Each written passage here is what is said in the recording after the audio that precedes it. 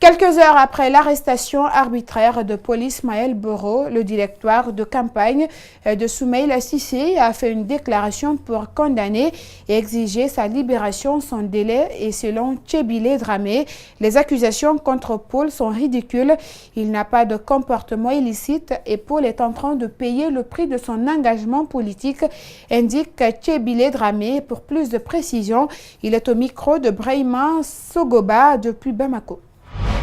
Que ce qui est arrivé hier soir à Kourouba, ce n'est pas une arrestation, c'est un enlèvement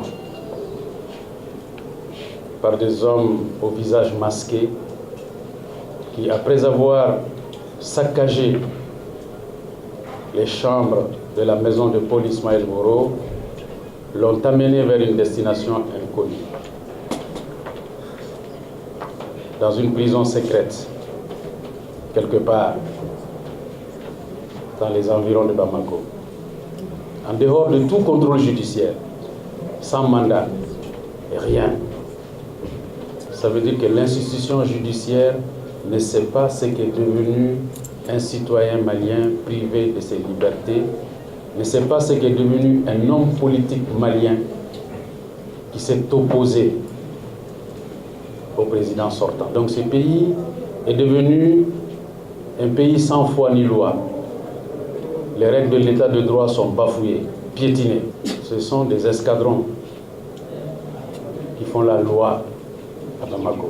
Il est fort regrettable que la sécurité d'État soit détournée de sa mission cardinale pour être transformée en police politique au service d'un régime. C'est un détournement de mission que nous ne laisserons pas fouler aux pieds nos libertés fondamentales conquises dans le sang. Nous n'accepterons pas. Nous exigeons la libération de Paul Ismaël Boro. Emmanuel Macron déclare mardi de respecter la décision de Nicolas Hulot, un homme libre, de quitter le gouvernement, et indique qu'il compte désormais sur son engagement sur une autre femme. C'est une décision personnelle qu'il a prise ce matin. Et si j'ai choisi Nicolas Hulot il y a 15 mois, c'est parce qu'il est, entre autres, un homme libre. Et donc je respecte sa liberté. Je souhaite qu'elle n'enlève rien à son engagement. Et donc je souhaite pouvoir toujours compter sur celui-ci sous une autre forme, et là où il sera. Je pense qu'en 15 mois, ce gouvernement a fait plus qu'aucun autre dans la même période sur ce sujet. Plus qu'aucun autre. Des habitants de Phoenix rendent hommage au sénateur de l'Arizona, John McCain, cet État du Sud-Ouest qu'il a représenté plus de 35 ans au Congrès au lendemain de l'annonce de son décès. L'homme qu'on pleure aujourd'hui était avant tout un vétéran, puis un candidat qui a défié Barack Obama dans la course à la Maison-Blanche en 2008. John McCain, sénateur de l'Arizona, n'est pas un homme ignoré. We wanted to pay our respects to a great American patriot, a great American hero, and just an honorable man.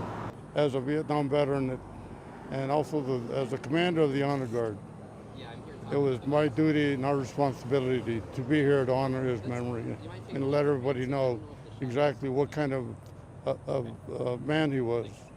Le sénateur John McCain, 81 ans, était atteint d'un cancer incurable du cerveau. Il avait arrêté le traitement après un an de lutte, conscient que la mort était proche. Aujourd'hui, même ceux qui ont des différends avec lui rendent hommage. Well, I didn't agree with him all the time. He was always for the people of Arizona, and he was one of us. Depuis l'été 2017, John McCain est resté moins politique, mais il s'est trouvé les mots et la force pour défier le président Donald Trump, pour qui il n'a jamais caché son mépris en votant contre sa réforme du système de santé.